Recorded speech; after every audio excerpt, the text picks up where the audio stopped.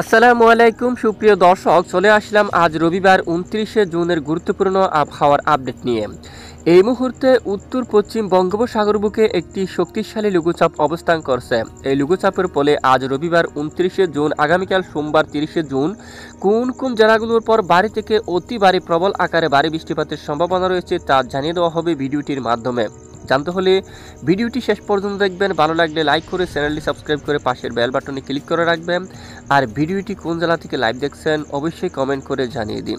প্রিয় দর্শক বন্ধুরা, দেখুন সরাসরি এই মুহূর্তে উত্তর পশ্চিম বঙ্গোপসাগর বুকে একেবারে দেখুন খুলনা বিভাগের পাশাপাশি দেখুন একটি লঘুচাপ অবস্থান করছে। এই লঘুচাপের ফলে বঙ্গোপসাগর খুবই উত্তাল অবস্থা রয়েছে।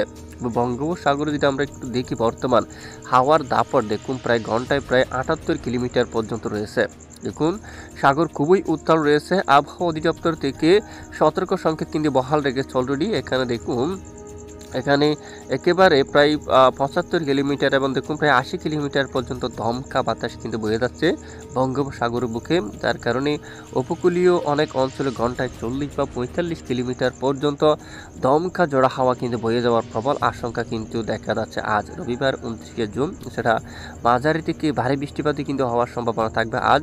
যদি আমরা একটু দেখি, আজ এখানে অনেক অঞ্চলে টেকনাফ এদিকে প্রায় 39 কিলোমিটার, তারপর নাইকুঞ্চুরি 40 কিলোমিটার, চকুরিয়ার দিকে প্রায় 52 কিলোমিটার, কুতুবদিয়ার দিকে এখানে দেখুন 55 কিলোমিটার এবং সাতকানিয়া প্রায় 55 কিলোমিটার পর্যন্ত দমকা বাতাস বইতে পারে। চট্টগ্রাম এদিকে হাটহাজারী, তারপর ফটিকছড়ি, রাঙ্গামাটি সহ এবং আশেপাশে সকল অঞ্চলগুলোর উপর প্রায় দেখুন 50 কিলোমিটারের উপরে কিন্তু দক্ষিণ দিক থেকে দমকা জোড়া বাতাস বয়ে যাওয়ার প্রবল আশঙ্কা দেখা যাচ্ছে। আগামী সোমবার 30শে জুন নাগাদ দক্ষিণ দিক থেকে দক্ষিণ পূর্ব দিক থেকে এখানে ঘন্টায় প্রায় দেখুন 48 কিলোমিটার পর্যন্ত দমকা বাতাস বইবে। ময়মনসিংহ বিভাগ দেখুন দক্ষিণ পূর্ব দিক থেকে ঘন্টায় 48 কিলোমিটার বেগে, কালাই তারপর এদিকে রংপুর দেখুন পূর্ব দিক থেকে প্রায় দেখুন 44 কিলোমিটার পর্যন্ত দমকা জোড়া বাতাস বয়ে যাওয়ার সম্ভাবনা থাকবে।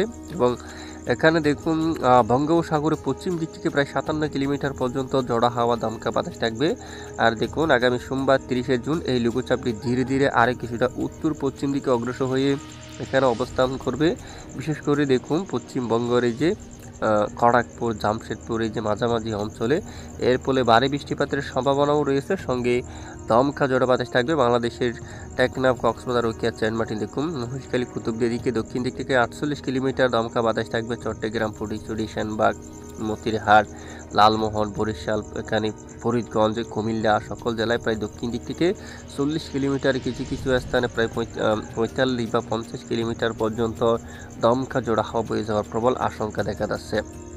তো দেখুন বঙ্গোপসাগর কিন্তু উত্তাল থাকবে আগামী কয়েকদিন এই লঘুচাপের প্রভাবে, এবং লঘুচাপটি ধীরে ধীরে আরও দেখুন পশ্চিম দিকে অগ্রসর হয়ে এখানে দেখুন ঠিক এই যে ভারতের এই স্থানে অবস্থান করবে, যার ফলে বঙ্গোপসাগরে দমকা বাতাস থাকবে এবং উত্তাল থাকবে বঙ্গোপসাগর।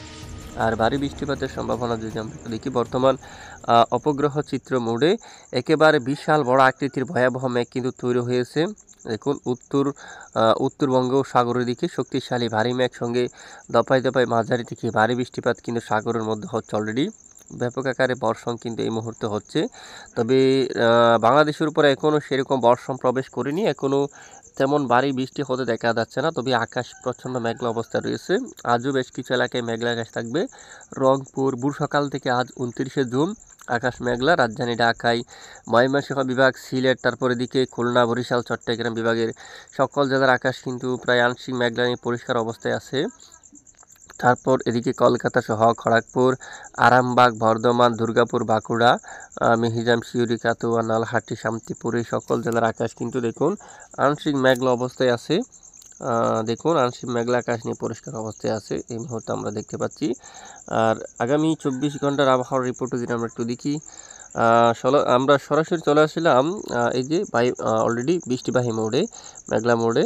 এখানে দেখতে পাচ্ছি আজ বেশ কিছু এলাকায় বৃষ্টিপাতের সম্ভাবনা দেখা যাচ্ছে। ভারতের বেশ কিছু এলাকায়, জামশেদপুর, খড়গপুর, বালুচারা, উড়িষ্যা এলাকায়, এবং দেখুন এখানে সাগরের দিকে মাঝারি থেকে ভারী বৃষ্টিপাত, টেকনাফ, কক্সবাজারের দিকে বৃষ্টিপাতের সম্ভাবনা, কুতুবদিয়ার দিকে দেখুন বিক্ষিপ্ত হালকা মাঝারি বৃষ্টিপাতের সম্ভাবনা। এরপরে লঘুচাপের প্রভাবে খুলনা বিভাগের অনেক অঞ্চলে বৃষ্টিপাতের সম্ভাবনা থাকবে। মঠবাড়িয়া, শিবনগর, সাতক্ষীরা সহ যশোর, তারপর মেহেরপুর, এখানে অনেক অঞ্চলে বৃষ্টিপাতের সম্ভাবনা থাকবে হালকা মাঝারি ধরনের। এবং সোমবার 30শে জুনের আপডেটেও দেখা যাচ্ছে একেবারে দক্ষিণ এই যে দক্ষিণ পূর্ব বিশেষ করে চট্টগ্রাম বিভাগের অনেক এলাকায় মাঝারি থেকে ভারী বৃষ্টিপাতের সম্ভাবনা দেখা যাচ্ছে। টেকনাফ থেকে শুরু করে এদিকে চকরিয়া, তারপর নাইক্ষ্যংছড়ি, মহেশখালী, ভদ্রখালী এই অঞ্চলে হালকা থেকে মাঝারি ধরনের বৃষ্টিপাত শুরু হওয়ার সম্ভাবনা কিন্তু দেখা যাচ্ছে।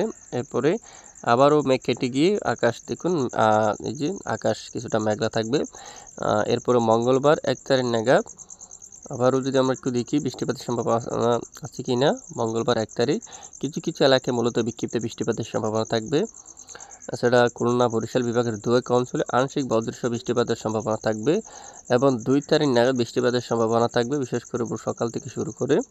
দেখুন এখানে অনেক অঞ্চলে টেকনাফ থেকে শুরু করে উকিয়া, সেন্ট মার্টিন, কক্সবাজার এদিকে বৃষ্টিপাতের সম্ভাবনা থাকবে। এছাড়া বাংলাদেশের রাজধানী ঢাকা সহ দেশের অনেক এলাকায় আকাশ মেঘলা থাকতে পারে এবং বৃহস্পতিবার 3 তারিখ নাগাদ দেশের উত্তরাঞ্চলে বৃষ্টিপাতের সম্ভাবনা রয়েছে কিছুটা, একেবারে উত্তরাঞ্চলে রংপুর, আলিপুরদুয়ার এখানে, তারপর এখানে পাশাপাশি বৃষ্টির সম্ভাবনা থাকবে খুলনা ও বরিশাল বিভাগের কিছু কিছু অংশে। এছাড়া চট্টগ্রাম বিভাগের দক্ষিণ অঞ্চলেও হালকা মাঝারি বৃষ্টিপাতের সম্ভাবনা থাকবে। দেখুন, তো এ হচ্ছে মূলত বৃষ্টিপাতের পূর্বাভাস। নতুন কোনো আপডেট বা পরিবর্তন আসলে আমরা জানাবো, সঙ্গে থাকবেন। এই হচ্ছে আজকের আপডেট। দেখুন, আমাদের সাথে থাকার জন্য ধন্যবাদ।